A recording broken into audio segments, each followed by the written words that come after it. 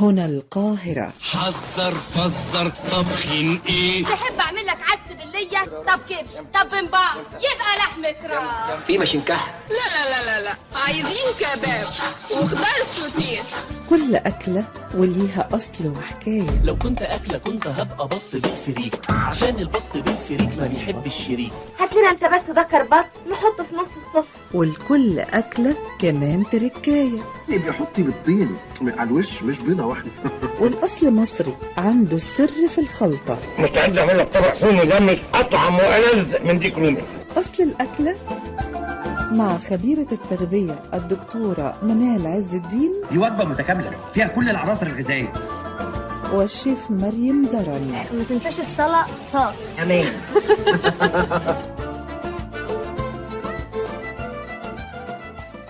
أهلا وسهلا بحضراتكم.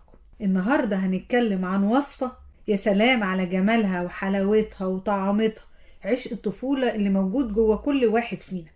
مين فينا ملهوش ذكريات مع طبق الملوخية؟ ملوخية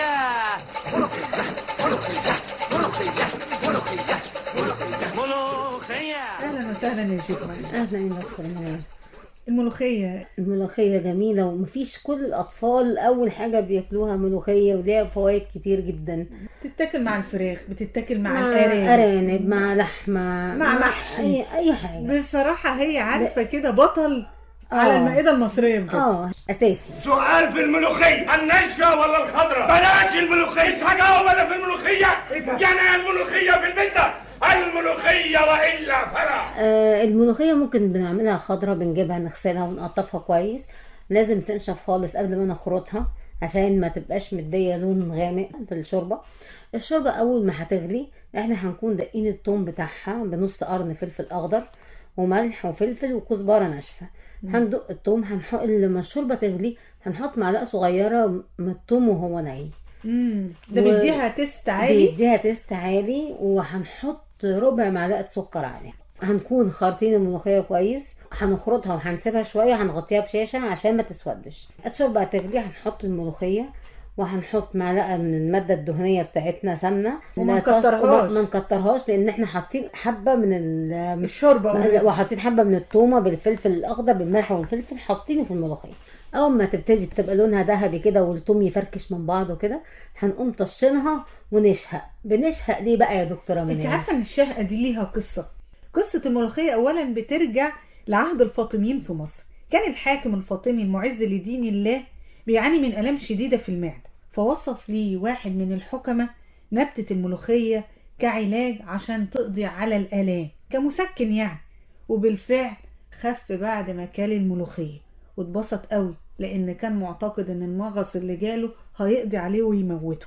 اقتصر هذه الاكله عليه لوحده وبس، عشان كده سميت في بدايه الامر ملوخيه. مفيش حد ياكل الملوخيه الا هو بس، وعشق الملوخيه وعمل لها طاهي مخصوص يطبخها له. وفي يوم من الايام طق في دماغه ان عايز ياكل ملوخيه، فقام الحارس بتاعه قال للطاهي جهز الملوخيه فورا. فالطاهي اتخض، راح شهق من الخضه ان هو عايزها دلوقتي، وقام الصربع يعمل الطشه بتاعه الملوخيه ويعمل الملوخيه. عشان كده قالك شهقه الملوخيه دي بلحمه ولا قرداح؟ بالارانب. ارانب وانا يهمني. لما يجيبوا الارانب ويخرطوها، بعدين يمسكوا الملوخيه يذبحوها، بعدين يجوا في الحله ويحطوها، يحصل ايه؟ بالشباك ويرموها. احنا كمصريين اتفننا في الملوخيه. في ناس بتعملها بالجمبري وبتعملها باصناف عديده. والملوخيه الناشفه كمان الصعيد بتتعمل معانا طول السنه، سهله جدا. بنحط حبه شوربه واربع معالق ملوخيه، بتبقى تقيله شوربتها تقيله. هنكون غالين الشوربه الرئيسيه بتاعت الملوخيه وبعدين نحط المسحوق التقيل اللي احنا عملناه ده. بعد ما الشوربه تغلي نحطها ونقلبها ونعمل طشه عاديه. انت عارفه بقى في الصعيد بياكلوها بالتاو وياكلوها بعيش مرحرح وممكن بكزبره خضراء، بتدي طعم مع طشه الثوم والكزبره، بيدي طعم مش طبيعي. كفايه جوعتيني، كفايه طشاتك. انا بحس اني بشم ريحه الاكل واحنا بنتكلم. حلوه قوي قوي الملوخيه.